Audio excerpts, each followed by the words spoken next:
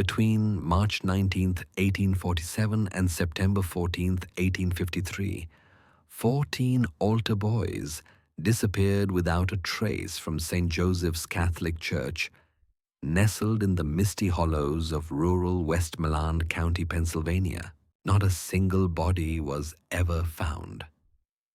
Not a single credible witness ever stepped forward. And the church records from that entire 6-year span consumed in a mysterious fire, a fire that oddly left every other document in the rectory untouched. But what truly chills the blood isn't just the number of missing children. It's the pattern, the hidden logic behind the dates, the rituals, the silence, and the systematic erasure of evidence like a story carefully unwritten. Just 3 weeks ago, during renovation work at the old Sacred Heart Municipal Building, workers unearthed something buried beneath the foundation, a lead-lined box, sealed, hidden, forgotten. Inside, 127 pages of handwritten testimony, sealed correspondences between high-ranking clergy, photographs, and documents that the Diocese of Pittsburgh had officially ordered destroyed in 1854. These pages tell a different story, one the church buried. A story where these disappearances weren't random tragedies, weren't restless boys sneaking off to find adventure in the hills, but something deliberate, calculated, something that turned a house of God into a hunting ground and turned the community's most trusted man into their greatest predator. For the first time in nearly 170 years, the survivors who remained silent now speak. They describe rituals cloaked in Latin prayers, confessions turned into corridors of manipulation, and private sessions that left boys forever changed, physically intact, but spiritually hollowed. The manipulation was so artful, so methodical, that parents willingly handed their sons to the monster who lived under a cross. Tonight you'll hear what was never meant to be heard. Testimonies sealed under the threat of excommunication, photographs meant for fire, and the evidence that what happened at St. Joseph's may have only been a link in a longer chain of similar disappearances spanning decades, maybe longer. Before we descend into the shadows that devoured Sacred Heart, this channel isn't for everyone. It's only for those brave enough to confront the monsters that hide behind the faces we trust most. So if you're one of us, a fellow mystery hunter, searching for truth where others turn away, hit that subscribe button and tell me in the comments, what state are you watching from? Few channels dare to reveal what we're about to unearth. But you're here now, and there's no turning back. What happened at St. Joseph's begins in October 1845, with the arrival of a man whose charm was rivaled only by his hunger, and whose devotion to faith ran as deep as the graves he would soon fill. Back then, the hills of western Pennsylvania were a patchwork of hope and hardship. Irish immigrants, fleeing the cruelty of famine, had carved out a fragile new life in a place barely carved out of the wilderness. Sacred Heart wasn't a town so much as a breath. A scattering of wooden homes gathered like frightened children around St. Joseph's Catholic Church, which stood alone on a small rise watching over the waters of Mill Creek. Its grey fieldstone walls and weathered bell tower could be seen from miles away, a monument to resilience scraped together, penny by penny, by the town's 312 souls. They'd hauled rock from nearby quarries, felled trees with their blistered hands, and built the only sanctuary they had in a land that often met them with hostility and suspicion. Most of the men toiled in the black lungs of the coal mines or spent weeks traveling to the steel mills of Pittsburgh, a brutal 2-day journey by horseback. They weren't rich, but they were faithful. Their Catholicism was their armor, their identity, their hope, a defiant cross in a country that often wanted nothing to do with them. So, when Father Cornelius Ali arrived on a rain-soaked Tuesday in the fall of 1845, he seemed like the answer to years of desperate prayer. He was 38 years old, tall, elegant, magnetic. A man whose presence made strong men nod and women instinctively trust. He stood 6 feet tall, his hair already silver, his eyes a glacial blue. He spoke with the crisp, precise accent of Dublin's seminary, yet somehow he understood the ache in these people's bones. He'd served in Boston and Baltimore, he said, and brought with him letters of recommendation bearing the names of bishops respected across Catholic America. The previous priest, old Father McKenna, had died suddenly the month before. They found him collapsed in his garden, his face strangely peaceful, as if he'd simply stepped into eternity. For weeks, the parish had gone without spiritual guidance, their pleas for a replacement priest seemingly lost in the twisting, faceless corridors of the Philadelphia diocese. So when Father Ali arrived, bearing documents stamped with the seal of Bishop Francis Kenrick himself, it felt like more than an answer to prayer. It felt divinely orchestrated. And in the months that followed, Father Ali transformed the very soul of Sacred Heart. His sermons didn't just echo through the stone walls of the church. They traveled down muddy roads and into neighboring villages, drawing families from miles away. His voice rang with authority, his Latin flawless, his knowledge of doctrine so complete that even visiting priests nodded in admiration. Where Father McKenna had once shuffled through the Mass with gentle weariness, Ali brought precision, order, and an almost military sense of sacred purpose. He established a proper altar boy program, something the aging McKenna had never managed. And suddenly, the boys of Sacred Heart had a path, a calling, a reason to rise above the poverty that had shackled their fathers. Parents vied to have their sons chosen. It wasn't just a spiritual honor, it was hope. A chance for education, for influence, for something greater than coal dust and cracked hands. The church itself began to reflect this newfound sense of purpose.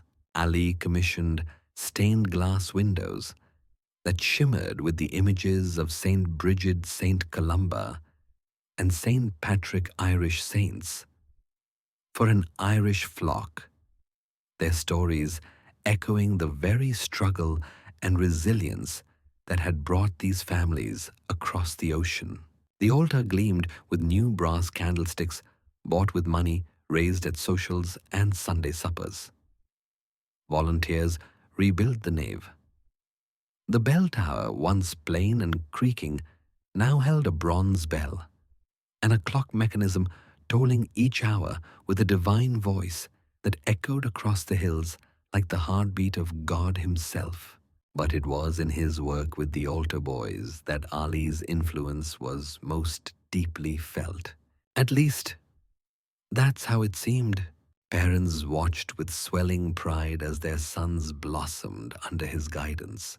Michael Flanagan, the baker's boy, who could barely sound out a psalm, was suddenly reciting Latin with fluid ease. Tommy Sullivan, just 10, spoke about the mysteries of heaven like a seasoned theologian. Patrick Donnelly, son of the village blacksmith, announced with burning eyes that he wanted to enter the priesthood, inspired by Father Ali's calm brilliance and spiritual strength.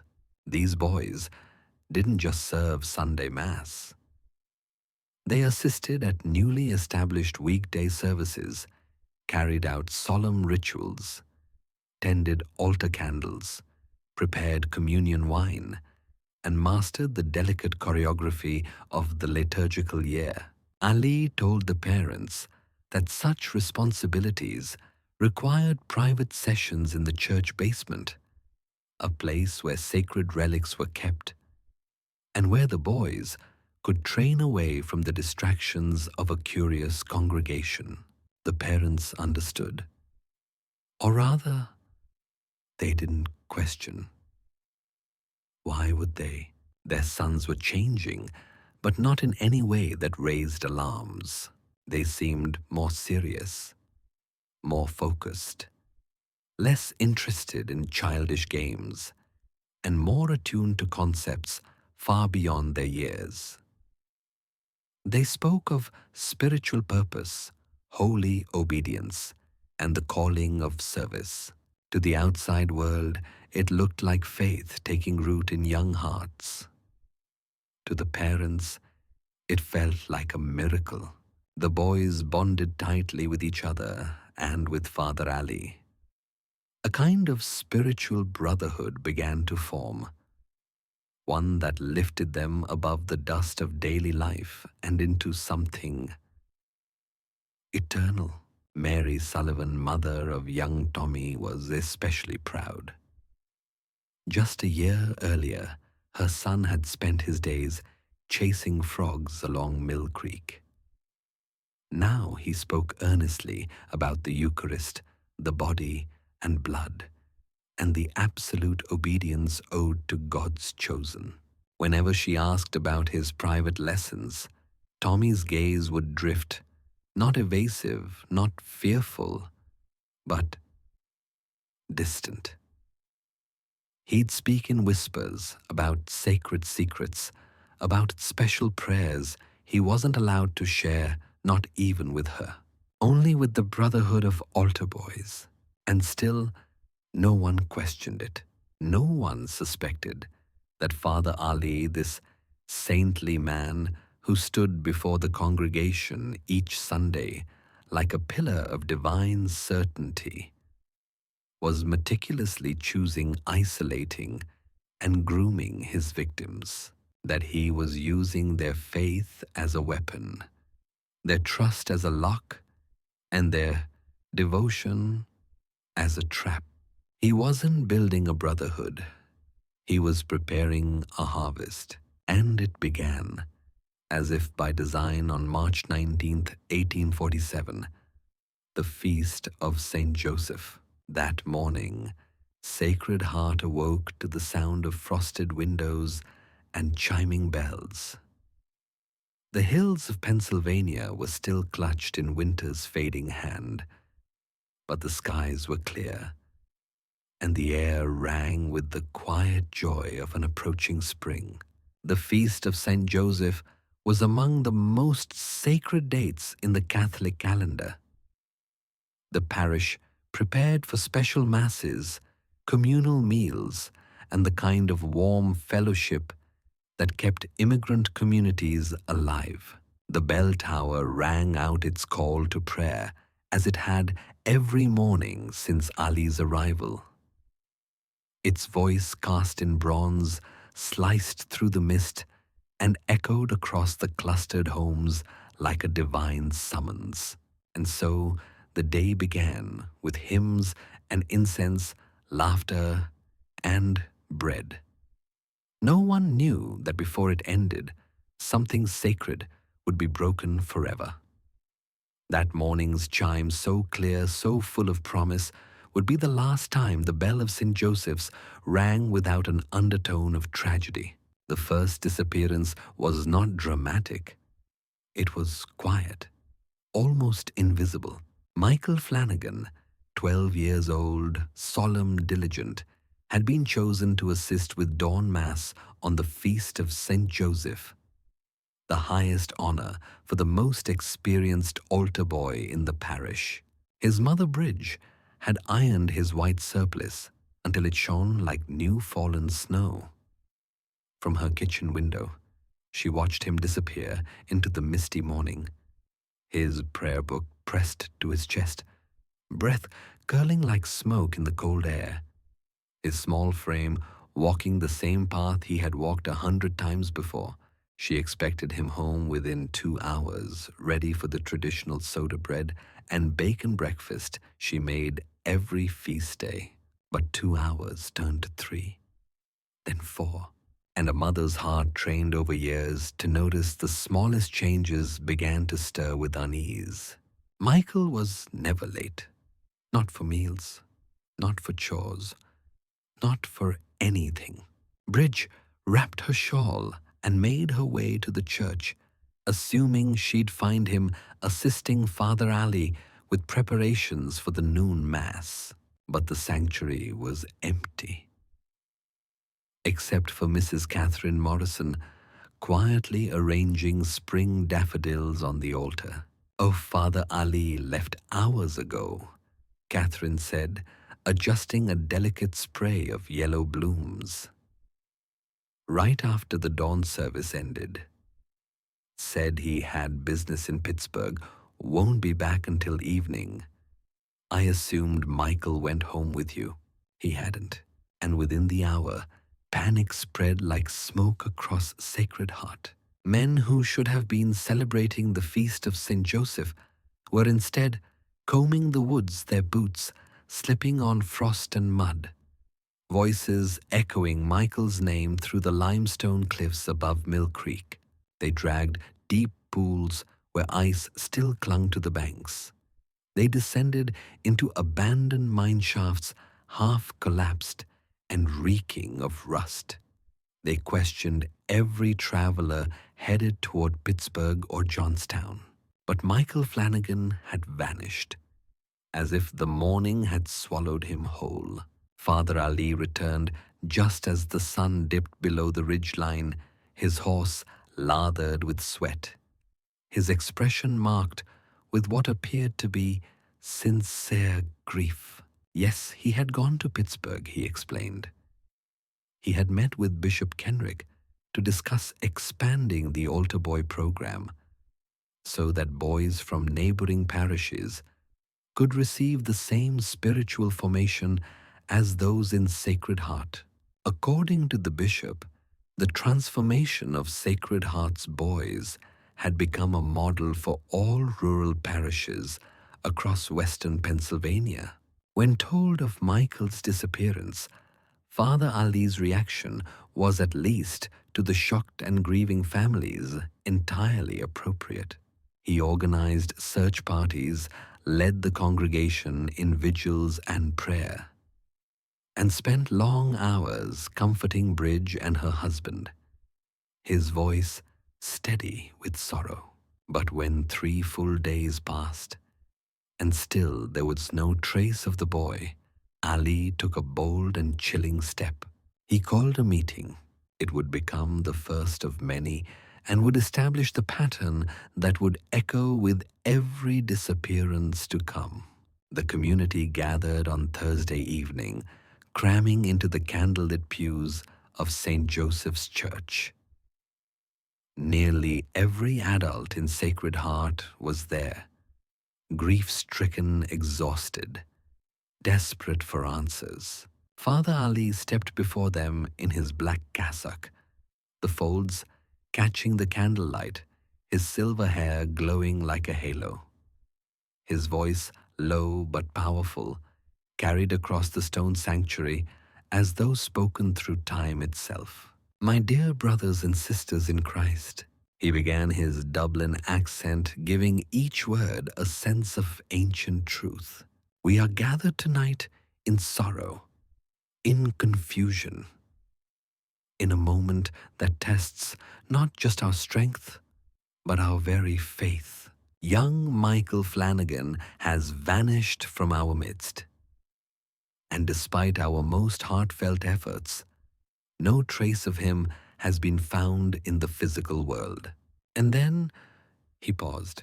The room held its breath, and what he said next would shift the focus, the blame, and the entire spiritual narrative of Sacred Heart.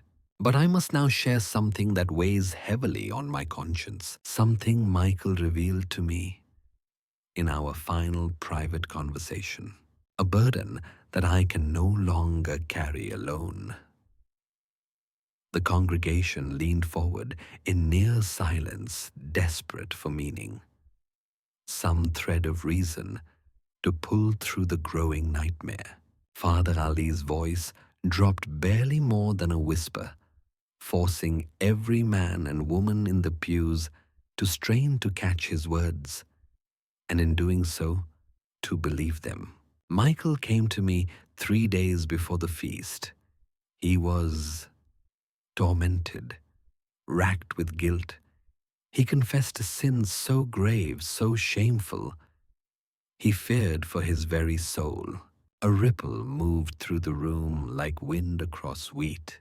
He had been stealing communion wine from the sacristy, not mere sips, but entire bottles, sharing them with boys from the Protestant settlements. Gasps cut the silence. Ali's words had become weapons, subtle, surgical. Worse still, he had been mocking our sacred rites, teaching those heretics to perform blasphemous imitations of the Mass for their own amusement. From the front pew, Michael's parents sat frozen, stricken. Their boy, gentle, studious Michael, had never shown signs of rebellion. He had been obedient to a fault, devout beyond his years. But Ali pressed on. Of course I counseled him.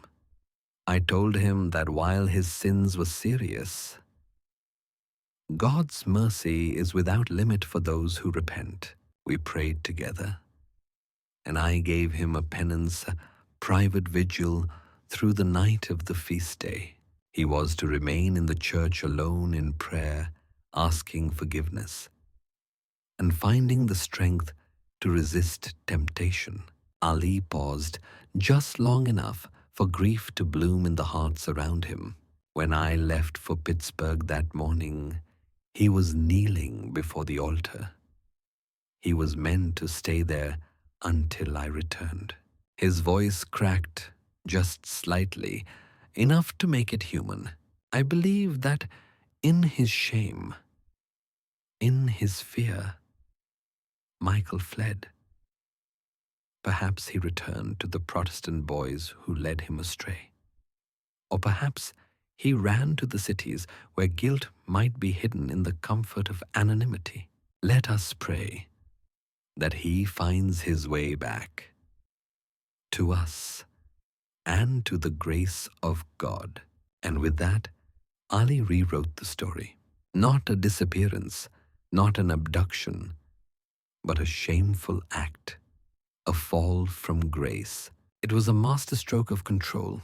With just a few whispered lies, he cast Michael not as a victim, but as a sinner, a boy who brought shame to his family, a soul too weak to withstand temptation. And it worked, because what parent wanted to admit their child might be next? What grieving mother would dare dig deeper if it meant uncovering something darker than death blasphemy? The community accepted Ali's version, not because it made sense, but because the alternative was unthinkable. But not everyone was so easily convinced. Margaret O'Brien, the church cleaner, knew the building like the lines on her hands. She had scrubbed its stone floors for years, tended its candles, and whispered her own sorrows into its empty pews. And what she saw and smelled on the morning of the feast would gnaw at her for the rest of her life. When she arrived to prepare the church for Mass, she found Michael's prayer book lying on the sacristy floor. Its leather cover was stained. Not with wine, she knew that smell well. This was darker, thicker. It soaked the grain in a way that chilled her. The altar candles, too, were strange. Burned almost completely to stubs, their wax stretched into warped shapes, as if they had been moved, rearranged, maybe even used again and again throughout the night. And then, the basement door. It stood slightly ajar, a door that had always been locked, sealed for years.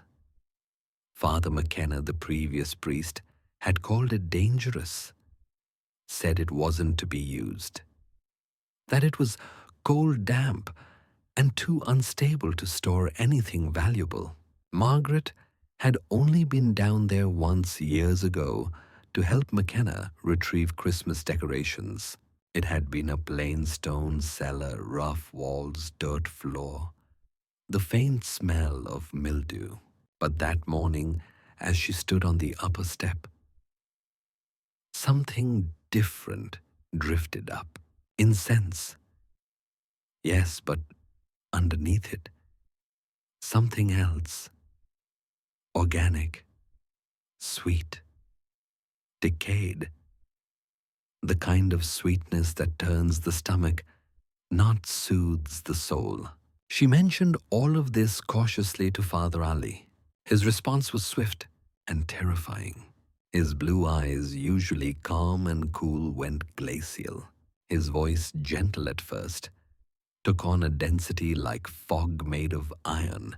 "Margaret," he said, almost kindly, "I understand. Grief, confusion, these things make good people see shadows where none exist. But let us not invite the devil into our minds with superstition." It wasn't a threat, not directly, but Margaret felt it heavy and suffocating. A pressure in her chest, like being pinned beneath a sermon that was never meant for her ears. The human mind cannot endure a void. When tragedy strikes and no answers come, it does what it must. It fills in the silence with faith, with stories, with anything but uncertainty. But as Father Ali reminded Margaret O'Brien in a voice both velvet and iron, such speculation, especially within sacred walls, was not merely unwise, it was a sin. The church basement, he said, his voice softening into something dangerously persuasive, contains relics and holy artifacts that demand special care and special sanctification. If you smelled something strange, it was incense. He stepped closer, too close, and Margaret, feeling the full shadow of his towering presence, instinctively bagged against the cold wood of a pew. His blue eyes glittered serene and unyielding. "I would hate to see you burdened, Margaret," he said gently, with the weight of false witness, "especially against your own priest, your own church. Perhaps it's best," he continued, "if you focused on your duties. Let those of us trained in sacred matters carry the heavier loads." And then the finishing blow. "Gossip," he murmured, "is the devil's tool. I would hate to see you become his servant." Without knowing it, it wasn't a reprimand. It was a benediction in the form of a warning. a sentence cloaked in spiritual concern and sealed with quiet, perfect menace. Margaret said nothing, but the sting lingered, more painful than a slap and far more lasting. From that moment forward, Margaret learned to keep her questions locked away, like cursed relics in a stone vault. But her eyes still worked, and her hands still moved. And so, as she swept the sanctuary and polished the brass, she began to notice, and she began to write. A journal tucked deep inside her apron drawer. Simple entries, one sentence at a time, harmless details, until you saw them together, and what they revealed would one day rip the mask from Sacred Heart. The official search for Michael Flanagan ended after a week. A few more posters were nailed to fence posts. A few more prayers whispered by candlelight. But time moved on. Even grief in Sacred Heart had a rhythm. Father Ali, ever the shepherd of souls, established a memorial fund in Michael's name. Donations poured in.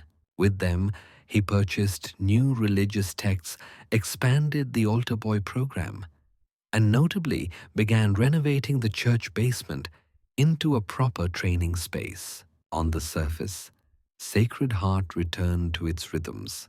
Masses, confession, feasts, work and worship, day after day. But underground, both literally and metaphorically, something had changed.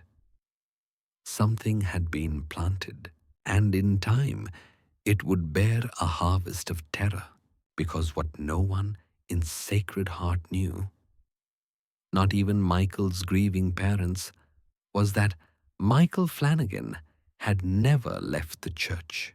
His body lay in a hidden chamber, built beneath the basement floor, a place Father Ali prepared not for storage, not for relics, but for ritual, for the kind of devotion that should never be spoken aloud.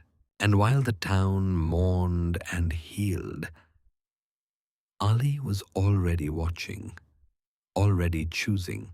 His next altar boy was just a handshake away.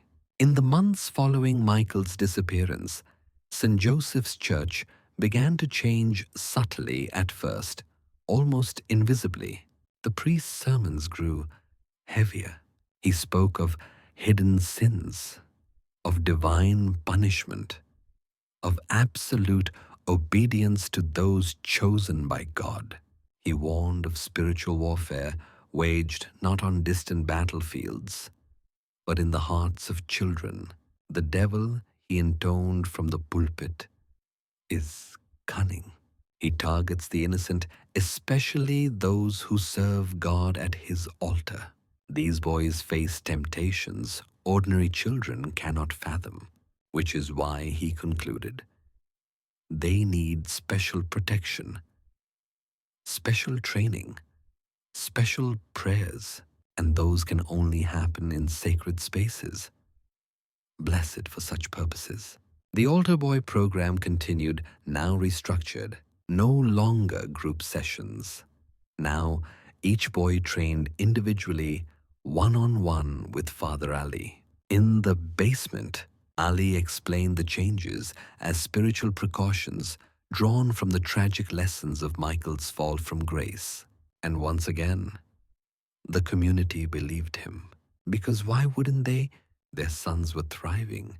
Tommy Sullivan, now 11, and the most senior altar boy after Michael's vanishing, seemed transformed. He quoted Latin scripture with flawless rhythm, spoke about theology with depth that astonished visiting clergy. Even his mother wept with pride at the boy's newfound mysticism. It was as if he had become something other, something holy. But not every parent shared in the comfort. Kathleen Murphy, whose 13-year-old son Danny had just joined the program, began to notice things, small things, fleeting things, but to a mother's heart, they felt off. Danny Murphy had always been the kind of boy who filled a room with sound, cheerful, curious, chatty. He narrated his days in detail, what the teacher said, who slipped in the mud, what lunch tasted like. But that all began to change after just a few private sessions with Father O'Malley. Danny became quiet, not simply reserved, withdrawn. He answered questions about his altar boy training with vague nods and murmured phrases. Sacred mysteries, ma'am. Special prayers. I'm not allowed to talk about them. Only brothers in the order can know. The order, the brotherhood. Phrases that sounded more medieval than modern. Kathleen told herself it was part of growing up, that maybe this was devotion. But then came the physical changes. Danny began losing weight, despite eating everything she put in front of him. Dark circles gathered under his eyes, and there was a shakiness in his hands, faint at first, but unmistakable. Strangest of all, the tremor worsened every time someone mentioned Father O'Malley's name. When she gently asked him about it, he only said he felt fine, but his voice, it sounded distant, like a boy caught in a dream he couldn't wake from. Then came the knowledge. Danny, barely 13, began speaking of obscure episodes in Catholic history events never taught in their little parish school. He spoke of desert monks, of martyrdom rituals, and even the practices of foreign faiths. He quoted Latin fluently, phrases that, according to Father O'Malley, were advanced invocations passed only to the most spiritually enlightened. When Kathleen pressed him on where he learned such things, Danny's answer chilled her. Father O'Malley says he's teaching us about the true church, the one that came before everything got watered down. The nightmares began shortly after. Danny would wake screaming in the early hours, drenched in sweat, crying out about a dark place under the church, about a man in shadows who wasn't really Father O'Malley. When she tried to piece together the fragments, his descriptions made her skin crawl. Stone chambers lit by candles that burned red, blue, and black.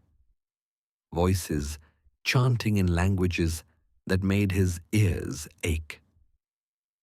Rituals that left him feeling hollow, as if something vital had been carved from inside him and carried away.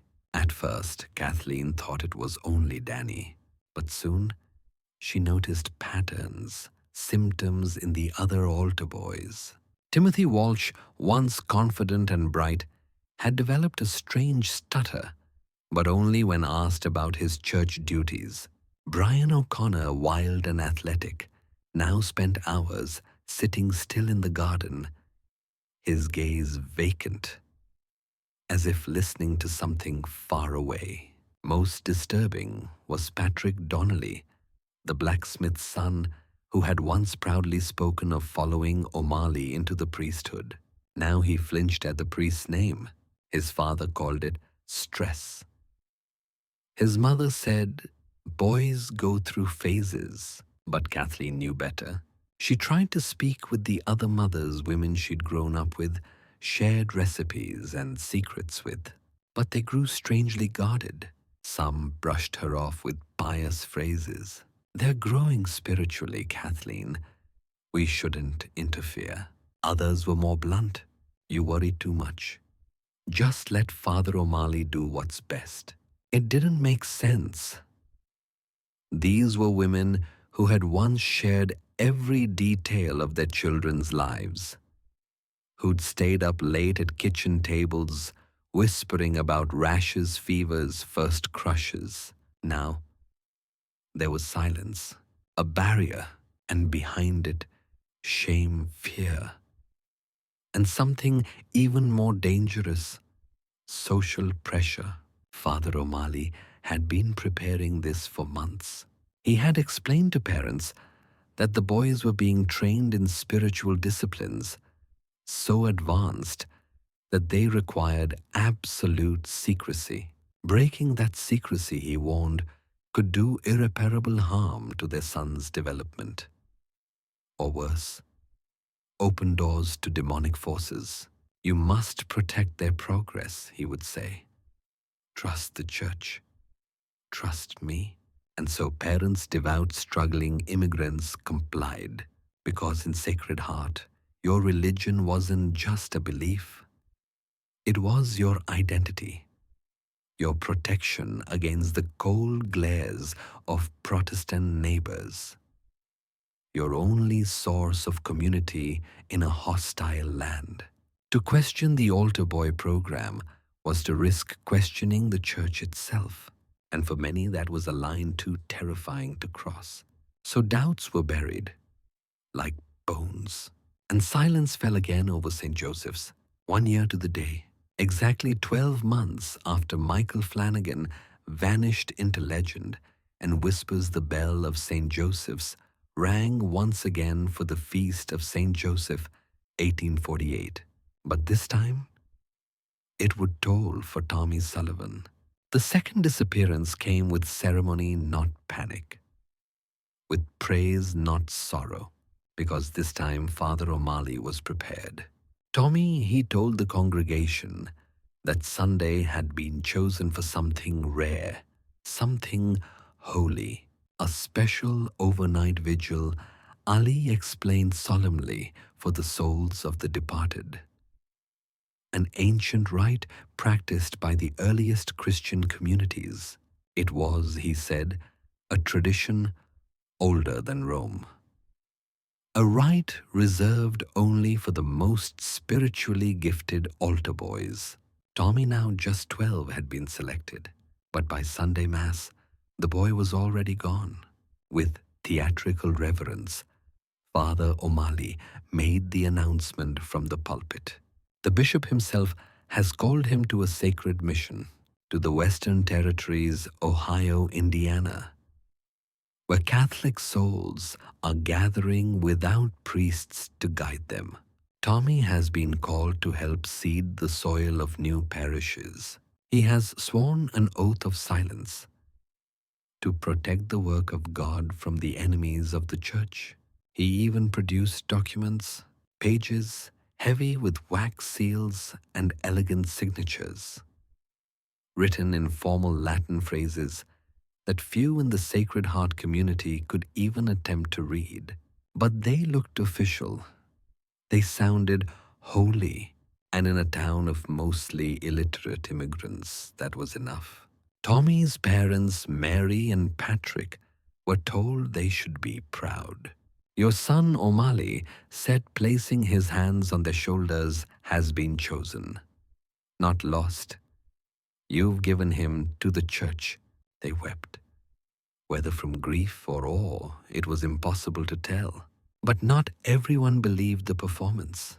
Not Margaret O'Brien, still quietly scrubbing the stones of St. Joseph's, still carrying the weight of unspeakable suspicions.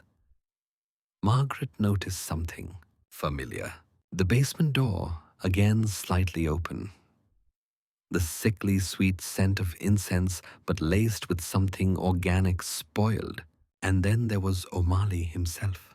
In the weeks leading up to Tommy's vanishing, Margaret had seen him linger after services, keeping Tommy behind long after the other boys had gone home, whispering to him, always whispering. And Tommy, bright, joyful, Tommy would stand perfectly still, eyes wide as if caught in a spell. The day after his disappearance, Margaret made another discovery. While sweeping the sacristy, she found something tucked beneath a folded linen, a wooden cross, small, roughly carved, worn smooth by a child's fingers. She recognized it instantly. Tommy's cross. His grandfather had carved it on the boat from Ireland just days before dying of fever during the crossing. Tommy had never taken it off. He claimed it protected him. It connects me to home, Margaret, he had once said. He would not have left it behind. Not unless something made him. When Margaret brought this to Father O'Malley, his demeanor changed. Gone was the sorrowful priest. In his place was something colder. Tommy left the cross behind deliberately, he said, his tone edged with steel. It's a spiritual anchor, a symbol of faith, so his soul can remain tied to Sacred Heart while he serves in distant lands. But then his eyes narrowed, and the air grew heavy. Margaret, he said, voice slow and measured, I'm beginning to wonder if your continued curiosity is not simply misunderstanding. Perhaps it's a spiritual affliction. Perhaps you should confess these thoughts, these doubts. They smell of false witness. And that, he added, stepping forward, is a grave sin. Margaret understood. This wasn't a conversation. It was a warning. To pursue the truth any further would mean risking her soul, her standing, her place in the one institution that held Sacred Heart together. And so she fell silent. But she did not stop watching. And she did not stop writing. As 1848 faded into 1849, O'Malley's influence deepened. He introduced new traditions, new rituals, all he claimed based on ancient Catholic rites recently rediscovered by Vatican scholars. There were midnight masses held only for altar boys, extended fasts supposedly designed to enhance spiritual sensitivity, and private confession sessions, long ones, sometimes hours long. And when the boys emerged from the basement afterward, they looked drained, as if something had been taken from them. They were quieter, paler, emptier, but always, always devoted. At first they believed, because belief was easier than doubt. Because belief was the only thing that had ever protected them in a world that gave them so little. The altar boys flourished, or so it seemed. They recited doctrine with impossible fluency. They delivered homilies in Latin. They answered questions with the polished gravity of priests twice their age. Visitors from nearby parishes were astonished. Bishops praised Sacred Heart as a miracle of rural Catholic education. And whispers grew that this model might soon be exported to churches across Pennsylvania. The faithful saw only fruits. They did not see the rot at the root, because what they were witnessing was not enlightenment. It was the ritualized, systematic destruction of their children's souls, disguised as devotion. And Father O'Malley, he wasn't just selecting victims. He was training an entire village to hand over their children willingly. He used their faith as a scalpel, their love as anesthesia, and one by one the boys disappeared. Without struggle, by winter of 1850, the village could no longer pretend. 5 altar boys were gone, and the air in Sacred Heart had changed. Even the most loyal parishioners could no longer ignore the pattern. Like blood blooming through snow. Still, Father O'Malley's explanations, though increasingly elaborate, held the congregation together. Michael was called to penitence. Tommy was dispatched to Ohio. Patrick had a mystical vision and entered seclusion, always. A calling, a sacrifice, a sacred mission, and always sealed with documents. Thick parchment, wax seals, flowing Latin. Proof for a people who couldn't read them. It is a blessing, O'Malley would say. And to question God's blessing is pride, the gravest sin. And so the parents wept, but they also nodded, and one by one they let go of their sons. But now the cracks were showing, and not just in the stone of the church. Sean O'Connor, a coal miner, had once trusted Father O'Malley with his entire being. His son Liam had been number 6. Now Sean drank every night at Murphy's Tavern, 2 towns over in Millfield. He would sit alone, whiskey glass in hand, eyes cloudy with things he would never forget. I heard them. Midnight, not prayers, not real ones. Latin but wrong. Like chewing tin foil with your mind. The basement was glowing. Candles in windows where no candles should be.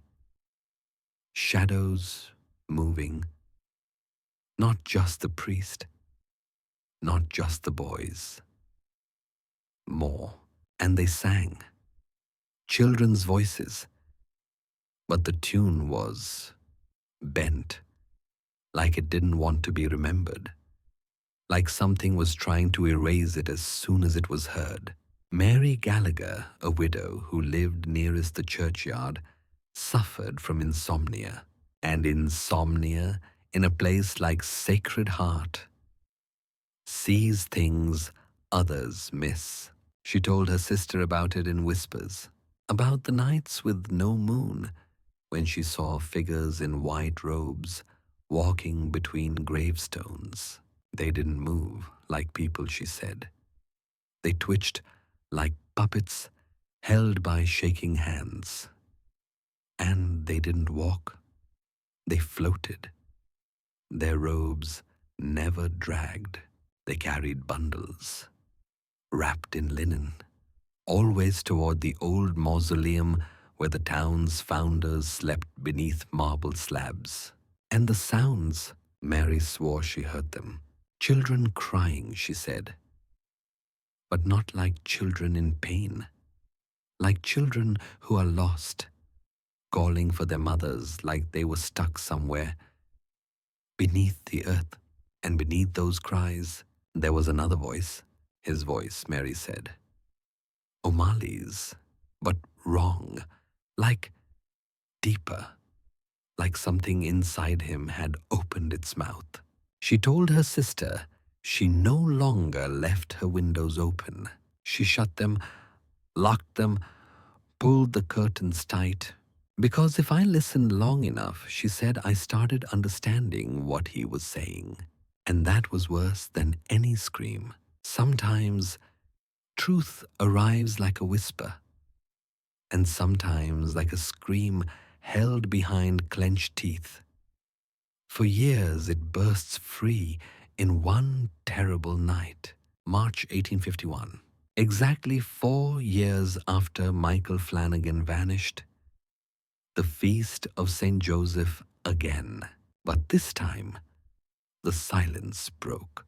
Not from a grieving mother, not from an insomniac widow, from Patrick Donnelly, the oldest of the remaining altar boys. He was 16 now, bright, observant, once considered Father O'Malley's greatest pupil, his chosen. But that same intelligence had become a threat. That night, Patrick locked the door of his family's cottage and told his father everything. At first, his father tried to stop him. tried to hush the boy, tried to say, "We don't speak ill of a priest in this house." But Patrick didn't care. His eyes were wide, his hands shook, and he spoke with the calm clarity of someone who had crossed into a world beyond hope. "It starts with prayers," he said, then breathing lessons, symbols, new words in old tongues. Then the real lessons begin. According to Patrick, the private sessions didn't take place in the known basement. They happened beneath it in chambers he swore weren't there when Father McKenna was alive. Rooms carved from living rock, lit by flames that burned cold, and filled with symbols that stung the eye like staring into a cracked mirror. "You can't even look at them directly," he whispered. "They slide around like they're trying not to be seen." The shadows didn't fall the way they should. The air smelled of funeral flowers and rotten teeth, and the incense made you feel like you were leaving your own body behind. But it wasn't just the place. It was what and who was still in there. The missing boys, Patrick said, never left. Not to Ohio, not to seminaries, not to monastery retreats. They were still there, changed, quiet, thin as paper. Some were confined in stone cells behind iron gates. Others moved like ghosts during ceremonies held in complete silence. "We called them the White Brothers," Patrick said, "because their robes were bleached and they never blinked, never spoke. And every year on the feast of St. Joseph, another joined them."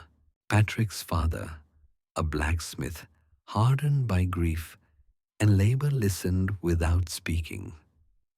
When the boy finished, he just stood up, walked to the hearth, and poured a ladle of water into the flames.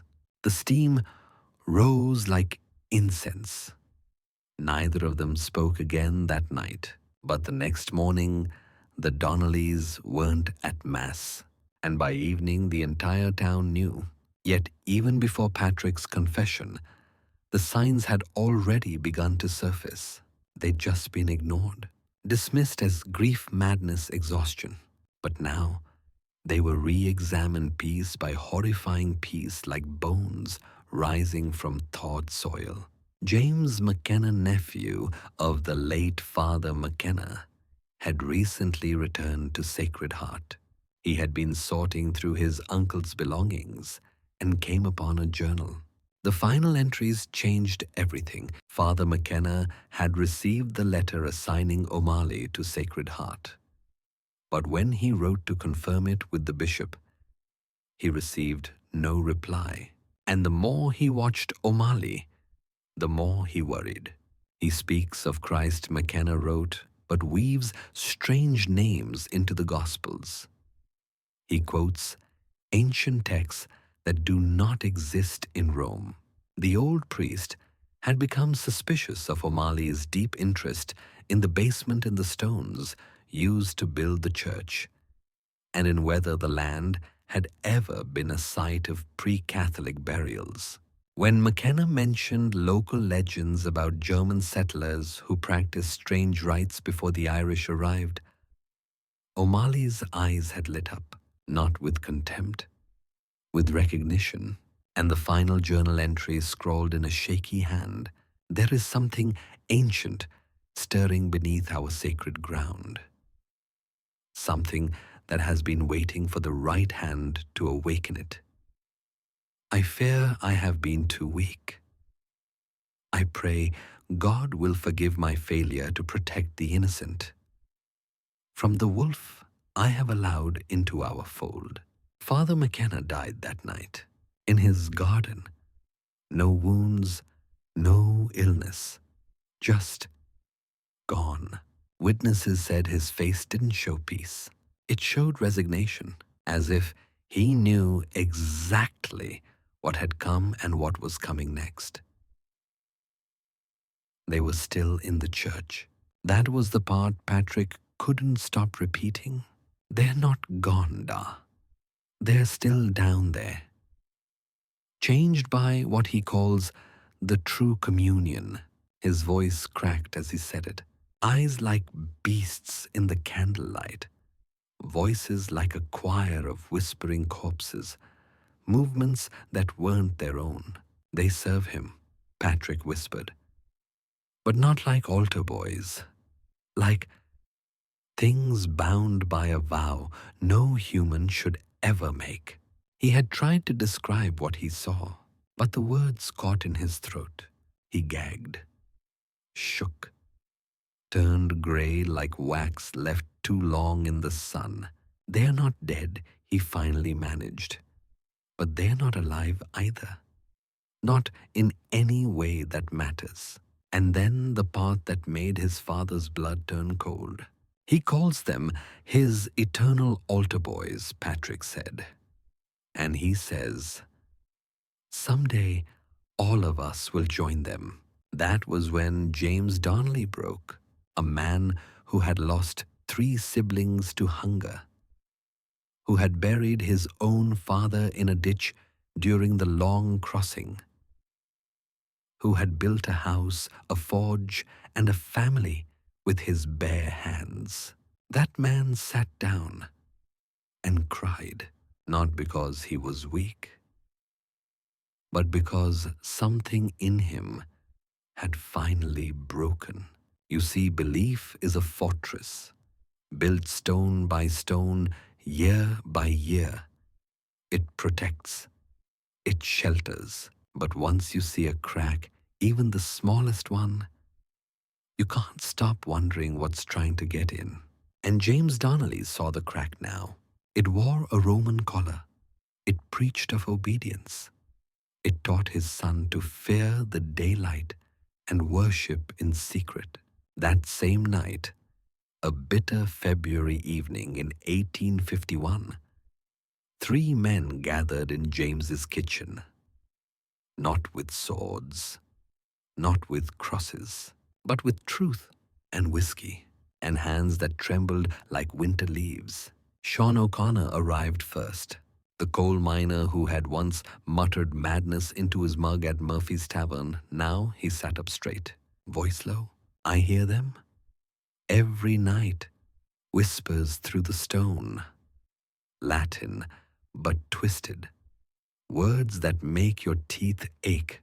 He spoke of walking past the church at midnight, of flickering lights in basement windows that had no business glowing, of shadows that moved with too many legs, of children's laughter that didn't sound joyful but hungry. Michael Walsh came next. His boy Timothy hadn't spoken a full sentence in weeks. Not since joining the altar boys. Michael stared into the fire. He didn't drink. He just watched the flames. He wets the bed again, he finally said. He says the man in the black robe crawls out of the walls and sings in his ear. He used to run James. Now he walks like he's been carrying a burden too heavy for any child. And then James spoke. He told them what Patrick had seen, what he had described, what had nearly broken the boy, the true communion, the sacred hunger, the chambers beneath the church that had no place in any cathedral blueprint, and the things once boys that now obeyed the priest without blinking. There was no shouting, no fury, only a silence that throbbed, the kind of silence that follows a funeral, because they all knew something holy had died. If what Patrick says is true, James said at last, then O'Malley isn't just a priest. He's something older, something wearing a priest like a mask. They all knew what came next. They would need to act, not with prayers, not with petitions to bishops who never answered, but with their own hands, their own eyes, their own courage. And so, on that night by the fire, by the whiskey, by the weight of all they could no longer ignore, the fathers of Sacred Heart began planning the reckoning, not just to expose a monster, but to dig up whatever was buried under St. Joseph's Church and make sure it stayed buried. The thing inside O'Malley had counted on their fear. It had not counted on their love. And love, when cornered, becomes something even darkness should fear. They were not rebels, not soldiers, not vigilantes, just fathers. Fathers who had crossed an ocean with nothing but their names and the clothes on their backs and built new lives in a world that barely tolerated them. They had survived famine, disease, and the grinding cruelty of factory labor. They knew how to keep their heads down, how to avoid drawing the wrong kind of attention, because men like them, Irish, Catholic, poor, did not get second chances in America. But there is a sound deeper than fear. It lives beneath language, beneath law, beneath even faith. It is the sound a father hears when he senses that his child is in danger. And once you hear that sound, you cannot ignore it. We can't go to the sheriff, Sean O'Connor, muttered voice, rough with dread. Protestant lawmen won't listen to Catholic panic. Strange sounds, nightmares, a priest who hugs too long. They'd laugh us right out of the courthouse. He wasn't wrong, even if the sheriff believed them. The wrong accusation could get them fired from the mills or evicted from company housing. One wrong step and they'd lose everything. Michael Walsh nodded slowly. And we can't write to the bishop either. Ali's got letters, sealed signatures, all official. He could turn it around on us. Call it slander. They'd scatter this parish to the wind just to make the problem disappear. The silence that followed was thick, heavy, sacred. And then James Donnelly spoke. He looked into the fire as if it were an open wound. Then we get proof, he said. We find out what's down there, and we drag it into the light. The plan was simple and terrifying. They would surveil the church on the nights Patrick whispered of, nights when the air itself seemed to hum with tension, when the bells stayed silent. But something older rang beneath the earth. They would document everything. Voices, shadows, movements, and if they caught nothing, then they would apologize to their priest, accept whatever penance the church gave them, and pray for forgiveness. But if they caught something, they began preparations in secret. Sean retrieved his father's old flintlock rifle, still oiled and wrapped in sheepskin. Michael repaired the hinges on the church's side door that hadn't latched right since the frost. James assembled a crude lantern rig that wouldn't cast too much visible light, but would be enough to record details in the shadows. They weren't hunting ghosts. They were hunting truth. And then more pieces began to fall into place. Evidence from the edge of the rational world. Timothy Walsh had become unwell. Everyone saw the stutter, the slow blinks, the hollow gaze. But now his father had taken him to Dr. Klaus Brennan, an old German physician who made the rounds among the region's Catholic farms. Brennan had seen cholera, smallpox, even mercury poisoning. But this chilled even him. Timothy's reflexes were slow. Too slow. His pupils stayed dilated, even in bright light. And his body temperature ran cold, so cold It's like the boy's nervous system is withdrawing, Brennan said, confused, as if it's trying to shut something out or shut something in. But worse were the scars, thin, precise, patterned, on his chest, his arms, too symmetrical to be accidental, too clean to be the work of any child. Sacred symbols, Timothy said when asked. Father O'Malley carved them with his blessed knife. Said they'd keep the demons out. The wounds were healing well, almost too well, cut by a hand that knew how to avoid infection. A hand that knew anatomy. A hand practiced in this work. Dr. Brennan was troubled, but cautious. This is not medicine, he told Michael Walsh. It is something older and far more dangerous than illness. So now the fathers had more than stories. They had signs, scars, witnesses, and in the darkness beneath St. Joseph's Church, they would seek what waited there, not because they wanted to, but because they had to. Because when faith fails, only fathers remain. James Donnelly approached the church from the side. The February wind howled over the hilltops, but as he reached the old cellar door, it was ajar.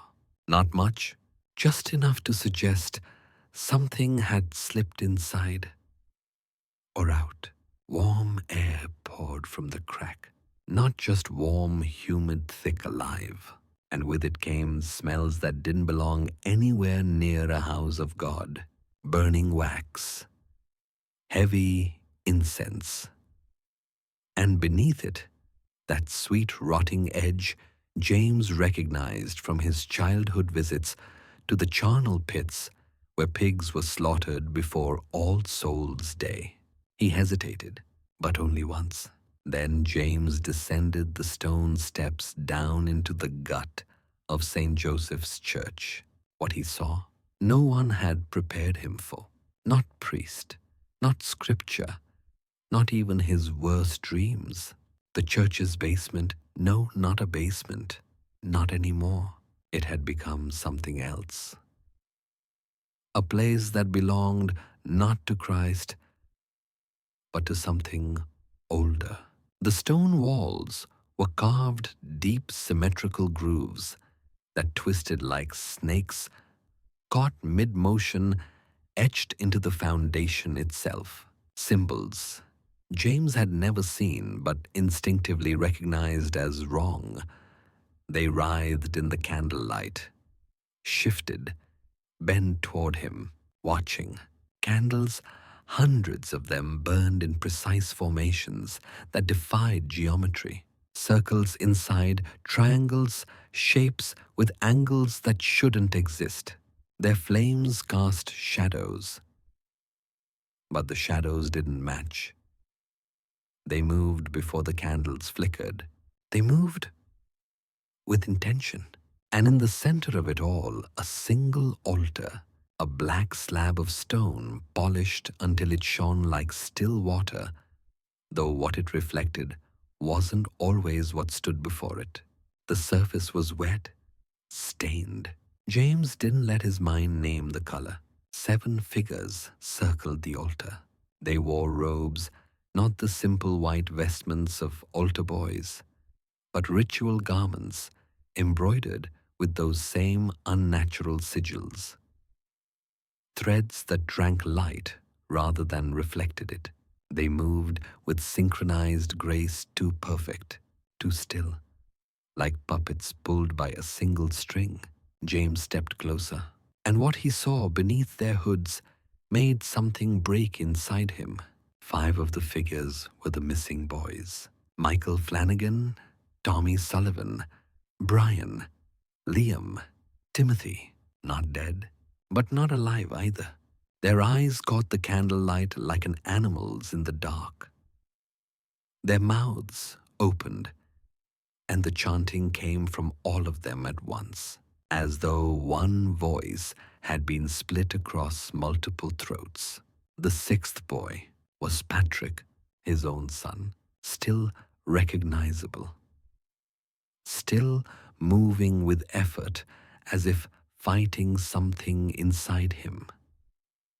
But he was dressed like the others, and he walked in step with their grim procession, and leading the circle was Father Cornelius Ali, or at least the thing wearing his skin. His silver hair gleamed. His eyes, blue and ageless, held knowledge that should not exist. His limbs bent in ways that mocked the human skeleton. And when he spoke, his voice came in layers, chords stacked atop one another like a choir harmonizing from a single throat. He moved with unnatural fluidity, like a shadow pretending to be a man. And his presence was a pressure, not felt on the skin, felt inside the bones, like gravity, like faith, turned inward, weaponized, and made to kneel. The ritual was reaching its peak, the drumming impossibly. There was drumming grew faster, and the candles burned brighter, casting inverted shadows. Father Ali raised both hands above the altar, chanting in a language so old it ached in James's ears. Not Latin, not Aramaic, older. The boys began to sing, but this was no hymn. It was a melody that rose from the earth itself, as if the stone had been waiting centuries to sing. It was beautiful, and it was wrong. A song made from innocence turned inside out, from childhood joy twisted into reverent obedience. The harmony pierced something ancient in James's soul. He felt tears spill from his eyes, but they weren't from awe. They were from grief. Grief for his son. Grief for the boys who had once served God with joy. Grief for the community that had delivered its children willingly to the altar of a monster. He backed away, hand trembling on the stair rail, but the ceremony was not yet done. And the altar, the stone began to pulse, as if it had a heartbeat. The moment shattered with the simplest of accidents. James Donnelly, shaking soaked in the sweat of terror, took one step too many in the dark. His boot struck the base of a ceremonial candle, and the iron stand clattered to the stone with a crash like cannon fire in that echoing void. Everything stopped. 7 heads turned as one. Their faces were pale ovals in the candlelight. Human, but not. Familiar, but no longer. Once children he had baptized, fed, held as babes. And now, nothing but vessels, empty of self, full of something older. Then Father Ali, or the thing wearing his face, spoke a single word. It wasn't a word James could repeat, not because he forgot it, but because the syllables bent language like heat bends steel. And the altar boys moved, not ran moved. Their robes whispered. Their limbs flowed like water, but the steps struck the stone like bones shattering under weight. They weren't made to bear. James turned and fled. The protective instinct that had carried him into that place to save his son was now overridden by a simpler, older command.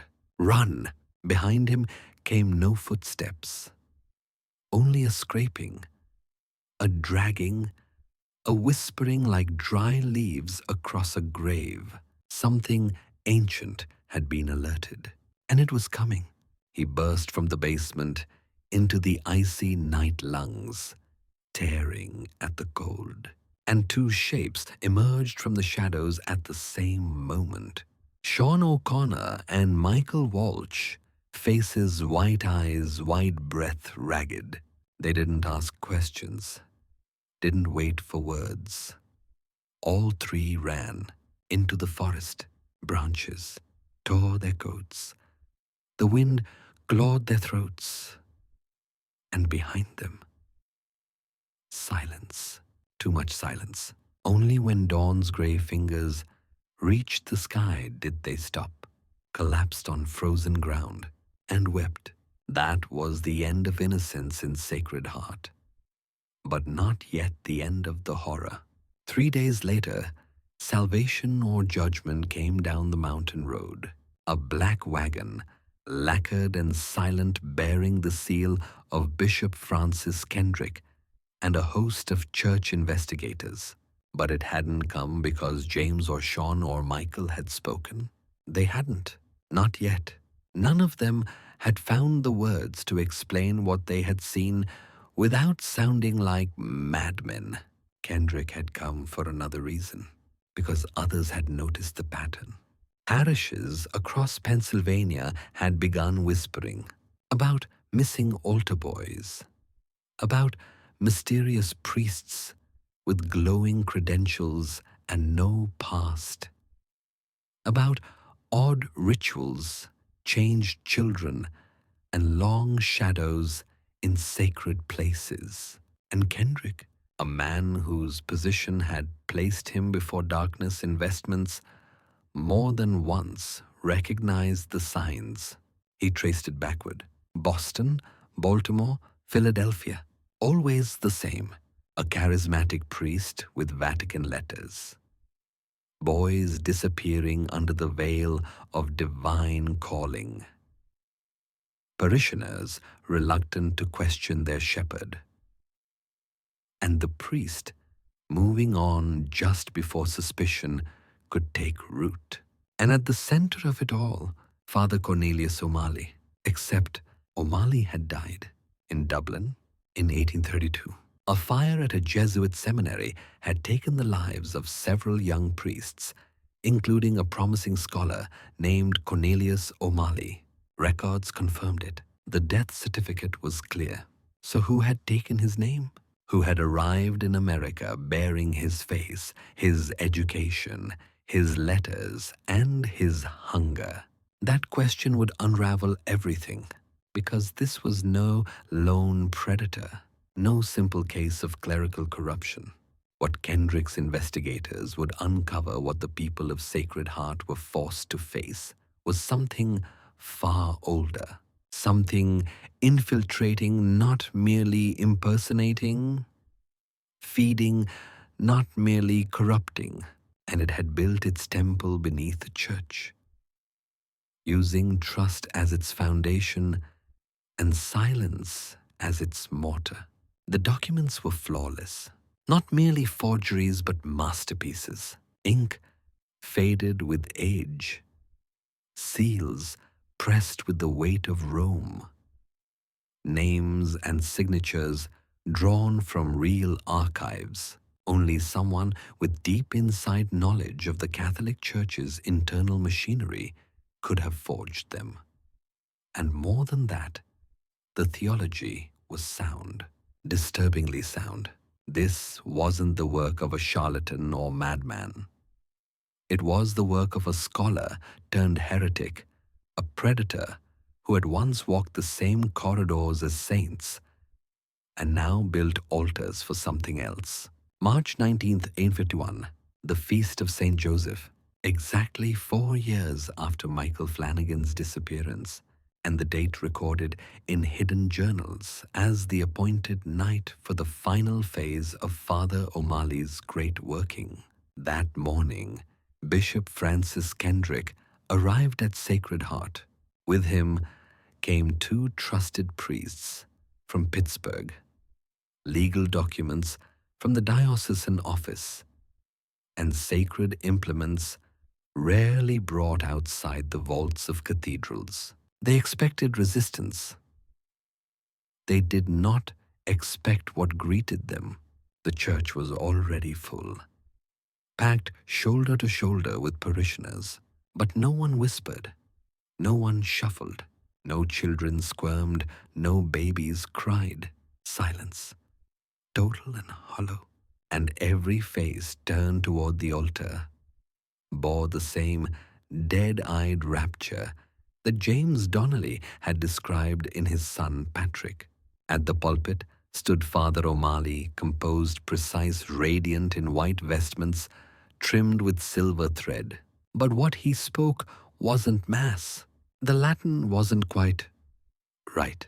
The syllables too old, too sharp, the grammar closer to Enochian than Roman liturgy.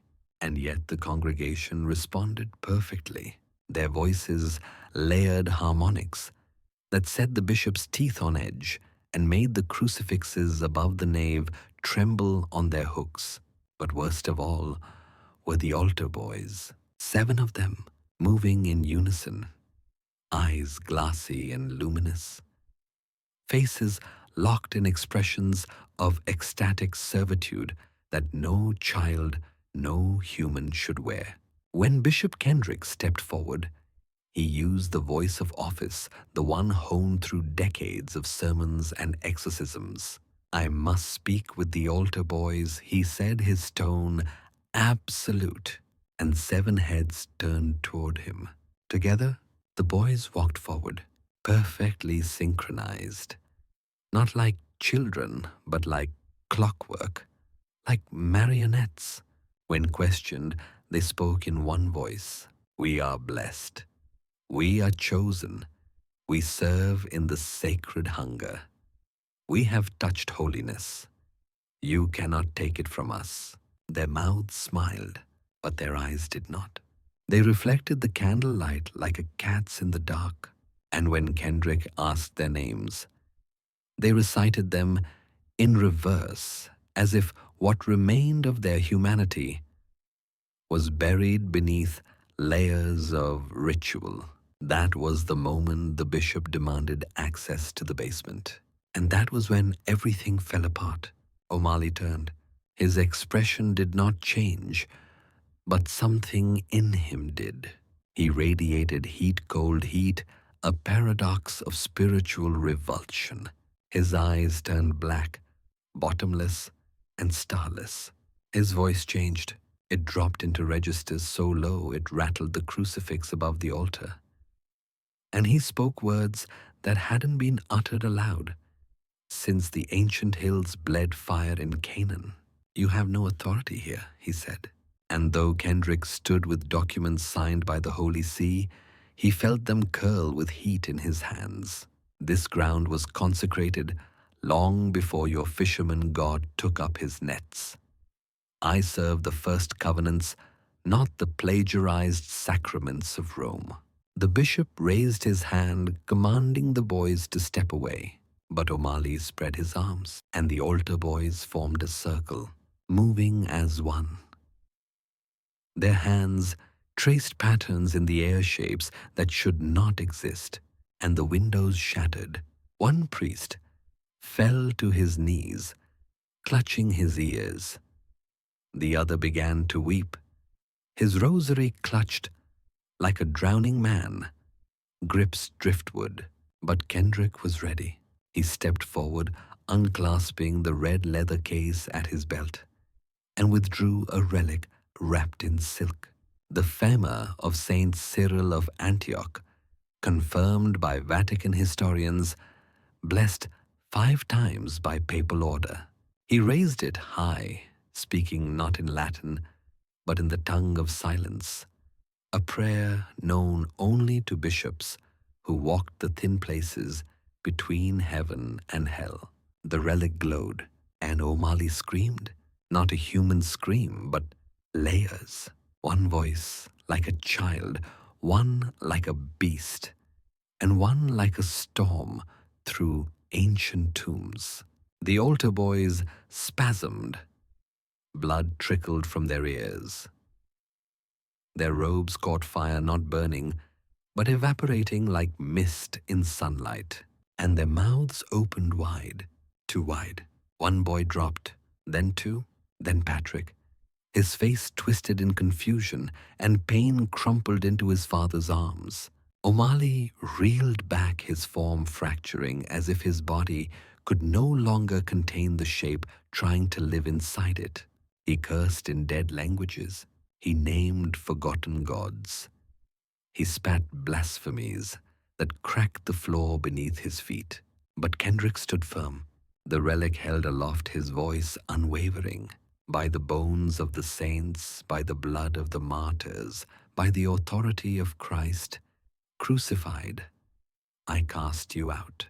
O'Malley collapsed, and with a final unnatural shriek that seemed to echo into some place deeper than hell, the thing inside him left, and what remained was just a man, old, broken, smiling through bleeding gums. And then he died. What Bishop Kendrick brought to Sacred Heart was more than paper. His satchel didn't just contain orders or warrants, but rituals, old ones, scrolls inked in Latin and Aramaic, written in a hand no longer taught in seminaries, instructions for dealing with things that walk like men, but wear flesh, like a mask, entities that memorize holy words, only to twist them around children's souls. What happened that morning was not an exorcism. It was a binding, a severing, a reckoning, a demand spoken in the language of angels long since fallen. And when it struck, O'Malley changed, not like a man convulsing in guilt or madness, but like something ancient forced to shed its camouflage. In daylight, it wasn't meant to survive. His skin melted first, not like wax, but like parchment catching flame. It peeled and curled away, revealing muscle threaded with black tendrils that pulsed faster than any human heart. Then came the eyes, one on the brow, another at the base of the throat. Two more blinking open at the sides of his head, and one that opened sideways across his chest like a wound watching the world. The congregation screamed not out of shock, but out of recognition, because in that moment they understood. They had let their children serve this. When O'Malley shrieked, the windows shattered inward, sending shards across pews and altar rails like divine shrapnel. 3 priests dropped to their knees, blood spilling from their ears, muttering fragments of the Nicene Creed as if it were a shield. But Kendrick stood fast, his ritual complete. And at the height of the binding, the 7 altar boys, the center of this abominable liturgy, collapsed, all at once, like marionettes whose strings had snapped. Their robes fluttered, their limbs spasmed, then silence until screaming. 2 voices, real voices, children's voices. Patrick Donnelly's among them, finally his own again. He wept as he called for his father. And James Donnelly ran to him through the wreckage of broken pews and shattered illusion. But the others? 5 lay still, eyes open, gazes fixed on nothing, mouths agape like fish pulled too fast from dark waters. Souls gone. Then, for the first time in years, the congregation began to see clearly. The fog of reverence lifted. The spell of ritual dissolved. Mothers grabbed their surviving sons. Fathers wept for the ones they couldn't save. And the thing that had worn the name O'Malley roared. It tried. Oh, it tried to reassert its hold, to speak the sacred syllables again, to wrap minds in silence and obedience once more. But the veil had torn. The words came but fell like dust. The community didn't kneel this time. They ran, some in tears, some in fury, some dragging limp children from a church that had become a mouth. And behind them, O'Malley's final cry. A sound that did not echo from the walls, but from beneath the earth. A shriek like iron dragged across stone in a forgotten grave, a sound that clung to the hills of Pennsylvania like sulfur after a storm. The official records of what happened at St. Joseph's Church were locked away by papal decree. The Vatican labeled it the Sacred Heart Incident, sealed in archives beneath St. Peter's Basilica. Opened only in 1998 when forced transparency began peeling back centuries of shadow. Inside the file, not just photos of the aftermath, not just autopsy reports, not just handwritten testimonies from Bishop Kendrick and the survivors, but a confession that this wasn't the first, that the church had tracked such entities before. Shapeshifters, soul thieves, false priests who slipped from city to city under new names and ancient purposes. Their tactics were eerily consistent. They used the church's own structure to cloak themselves. Faith became the cage, obedience the lock, vestments the mask. They took children because children believe. And because parents are trained to never doubt a man in robes who speaks of God and touches their sons' shoulders with holy oil. Bishop Kendrick's final report, written in the cryptic, careful tongue of Vatican bureaucrats, didn't name O'Malley a demon. No, he was called an intelligence of non-human origin whose methods of integration rely on theological mimicry, psychological inversion, and predatory spiritual parasitism. But the worst revelation, not that it had happened, but that it had worked. For 4 years, one creature had turned a Catholic parish into a harvesting ground, and the institution meant to protect it had become its greatest weapon. The 5 altar boys who died during the binding ritual were buried quietly in Sacred Heart Cemetery. White crosses, no names, only the lie etched in stone. Fever victims, 1851. The church called it mercy. The truth that they had died, screaming in a war for their souls, waged beneath their sanctuary, was considered too dangerous for public ears and too inconvenient for the bishops, who still hoped to rebuild trust among frightened immigrants, clinging to their faith like a raft in the American wilderness. The lie spread with bureaucratic ease. A virulent sickness swept through the parish, and the church's silence wrapped around that story like a funeral shroud. But the real wounds were far deeper than the bodies in the ground. Patrick Donnelly survived, but the boy who returned was a ghost. Gone was the laughing child who once knelt beside his father during morning mass, dreaming of cassocks and candlelight.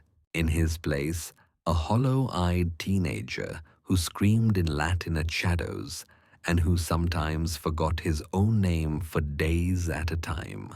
He never spoke about the altar, not once. But on cold nights, his father would hear him mumbling in his sleep words, not from scripture, but from underneath it, from before it. Timothy Walsh, the other survivor, fared little better. His stutter, once blamed on nerves, became permanent. His hands shook too badly for tools. He abandoned his family's smithy and vanished into the deep woods of Pennsylvania, where he built a one-room cabin and spoke only when necessary. Local children called him the man with the voices. They said that sometimes when he came to town for flour and nails, he'd mutter to himself, then answer in someone else's voice. Sacred Heart never healed. Not really. The families who once filled the pews of St. Joseph's Church scattered like ash on wind. They drifted to Pittsburgh, to Harrisburg, to Ohio and Indiana, and places with unfamiliar saints and unfamiliar priests. And when asked where they were from, they'd lie. Some said they'd been part of a failed mining town.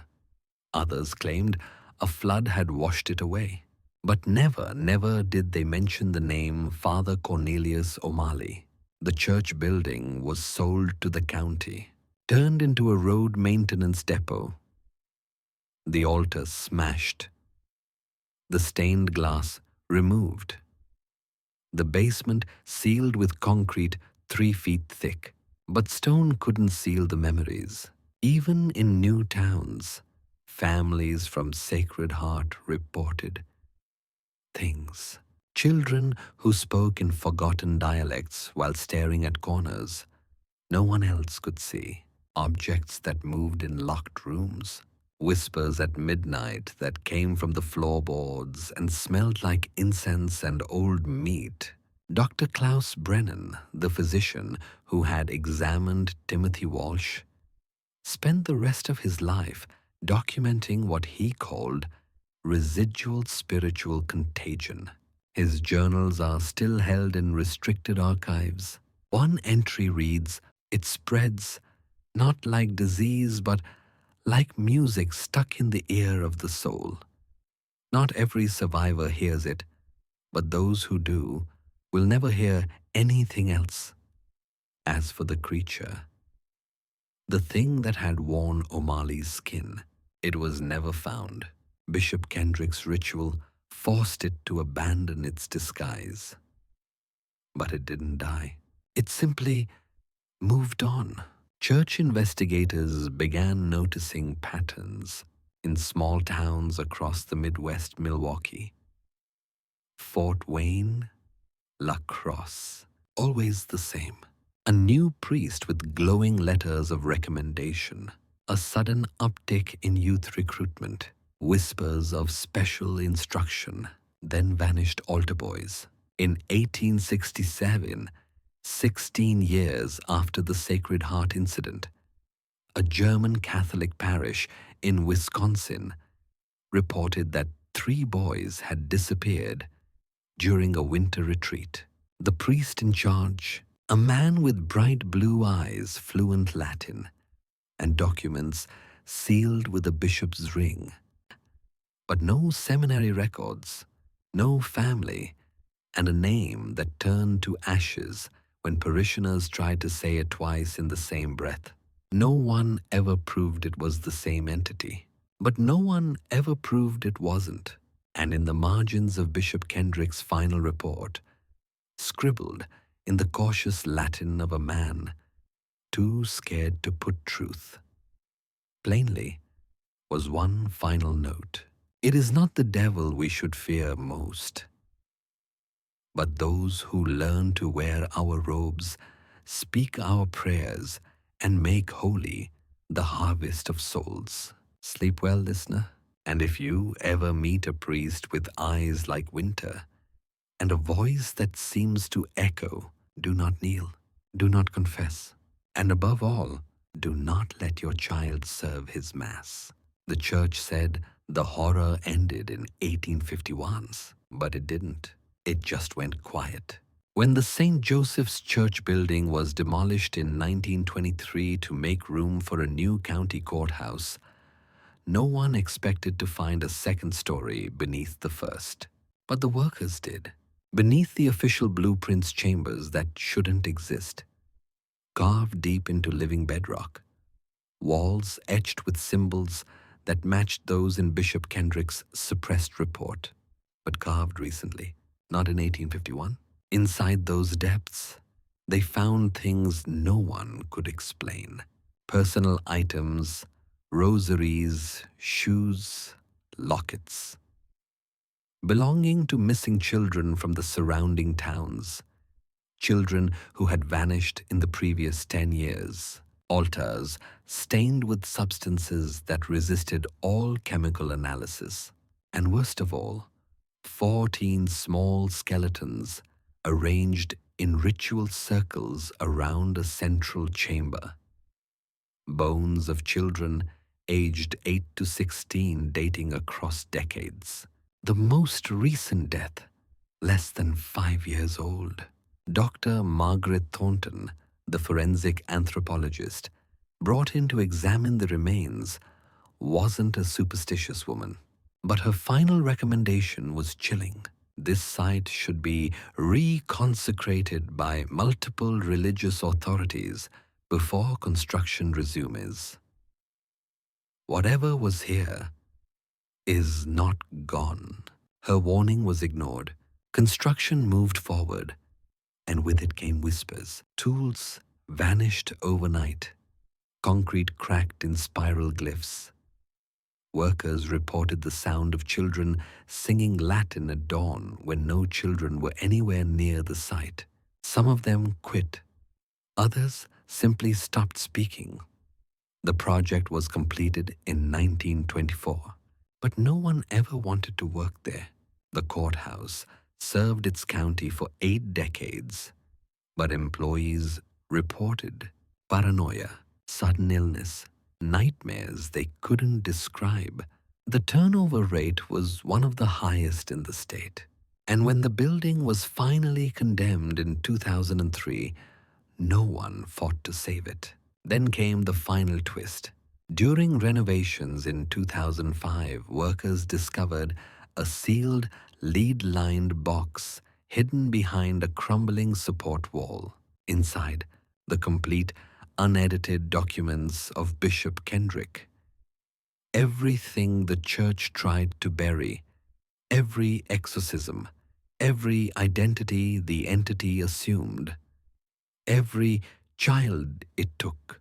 And now we're telling their story, because evil does not always look like a monster. Sometimes it looks like a priest collar, a trusted face, a hand laid gently on a child's shoulder. The 14 altar boys of St. Joseph's were not just betrayed by a creature in human form. They were betrayed by a system that prized silence over protection, faith over vigilance, and institutional survival over innocence. If there's one thing this story teaches us, it's that real danger hides behind the walls. We refuse to question. What do you think, listener? Do you believe the creature once known as Father Ali found new flocks to prey upon? Do you think it walks among us, still learning our prayers, perfecting our rituals, waiting for the next small town where no one asks questions? Have you ever been told to obey without explanation? To trust someone because of their title, even when your instincts told you something was wrong? Leave your thoughts in the comments. And if this tale left a chill in your bones, subscribe to Sleepy History. Tales ring the bell for more true horror buried in America's forgotten past. And share this video with someone who believes some stories should stay buried. Next time, we'll open the doors of an orphanage in rural Tennessee where no one remembers the names on the gravestones, but the children still call from behind the walls. Until then, keep your eyes open and trust no one who claims they alone speak for God.